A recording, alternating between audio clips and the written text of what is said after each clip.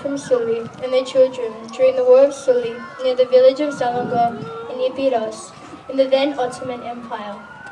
The name also refers to a popular dance song commemorating the event.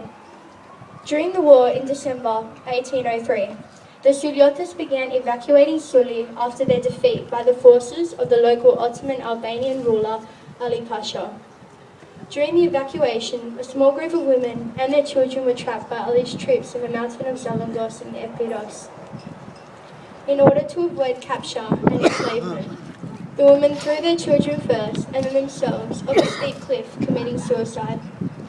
According to the legend, they jumped down the cliff, one after the other, while singing and dancing. Suliotopulas do not live in black slavery. The first woman would lead the dance, pulling the line of dancers behind her. Reaching the edge of the cliff, she would leap and get lost in the chasm below. All women would follow her in the same way, always singing and dancing. The incident soon became known across Europe and around the world, and every year people commemorate their sacrifice. The dance of Selangos